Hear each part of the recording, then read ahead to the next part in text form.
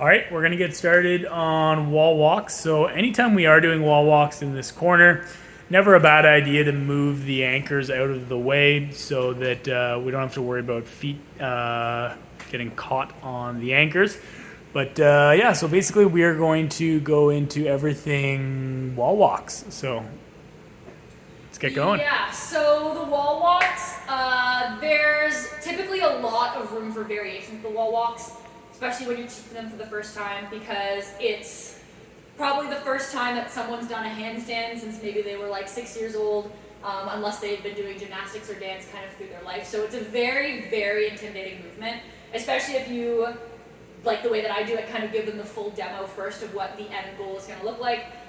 You can typically be met with a lot of apprehension and some nerves. So it's important to validate those fears and to reassure them that we're very much going to be going step by step. We can stop at any time. But what I often find is that people surprise themselves. And we do like the plank and like the plank shoulder taps. And they keep saying, oh yeah, I could do a little bit more. I could do a little bit more. And then they'll surprise themselves with just how far they can go up the wall. So validate their concerns, make sure you're getting on kind of their level of their intimidation, and just go nice and slow. So you can allot quite a lot of time to the wall walks to make sure they're feeling comfortable with it. The three movements that we kind of have as the progression on the list there are plank, weight shifts, wall stand, and wall walk. That's very much a condensed kind of version of the wall walk progress. I'll take you through all the steps that I usually go through. We do hit those for sure, but there's lots of different pieces that we can throw at them. So I would start off by giving them the demo while they just kind of stand and watch. And so I'll describe what I'm doing as well. I've got feet on the wall, I've got hands under my shoulders like I was going to do a push-up. First step is to get into a pike. Butt goes high, head comes through. This is a pike position. From there I reach one leg up. When I'm ready, I'm going to step my other leg up to go and meet it. This is called the wall stand. And then from here, I'm going to walk my way in towards the wall as much as I can. And then I walk my way back out. Feet step down, and we come all the way back down to the floor. So it starts and it ends like a burpee, where we got the chest and the thighs all the way down on the ground. And usually at that point, they have a bit of a pale face and they're a little nervous, which is fine. And we start with them at level 1. Usually I will also do this on the far wall because, like the rowing, I like to do this side by side with them to give them lots of kind of control in how far we go.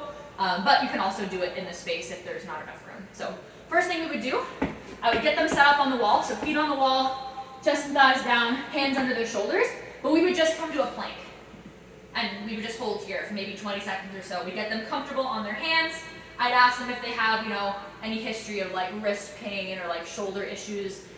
Those are all things that you need to watch out for, especially shoulder issues. We've had some issues with shoulder injuries doing handstands in the past. So if they have shoulder problems, really take care as you go through these. Now after we do a plank and they say that's too easy, we then move into plank shoulder taps. Same position. And we're going to transfer our weight from hand to hand and tap the shoulders. And this is their first taste of having their body weight on one hand. Usually people have maybe done those before, but it's a really good primer for your wall walks. It gets you used to the weight transferring. If that's too easy, then next we go to our pike position. So we're going to do the same thing that we just did except in the pike. Hands under the shoulders, press head through, straight legs. You can choose to like just hold them in their pike for a little bit. If that's too easy, you can go for some shoulder taps or even some hip taps. Hip taps are a little bit nicer when you're in your pike.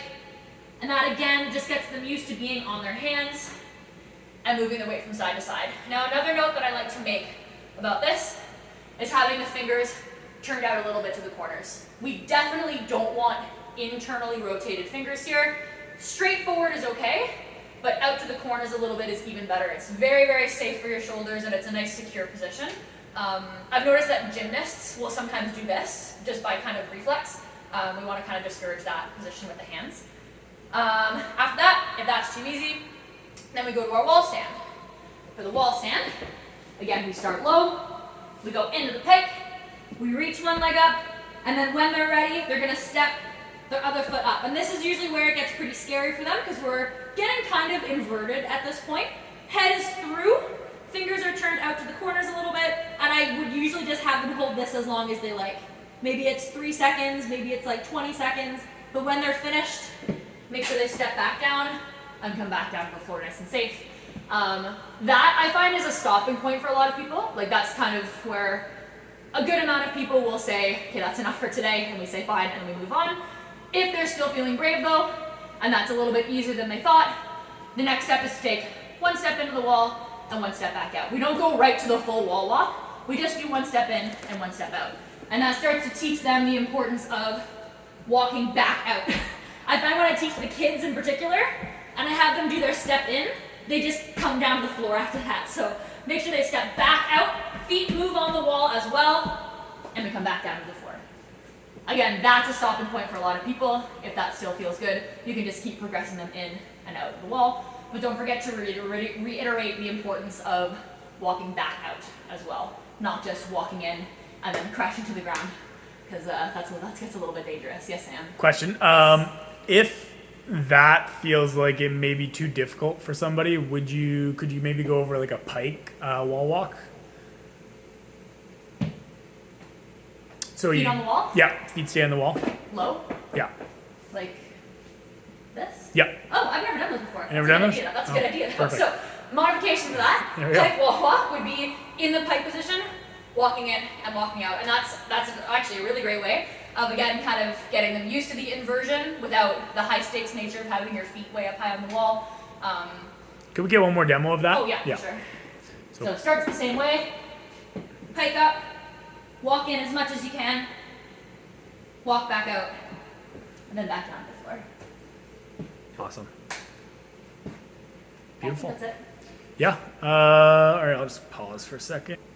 Alright, so another choice for workouts, or even for the on-ramp when if it's kind of going a little bit sideways and they're nervous about being upside down, is to do it on a box. So this, I would say, is a step up from the pike variation, because your feet are going to be up a little bit higher, but definitely a step down from your full wall walk. So for this one, we're going to have your feet on the box like this.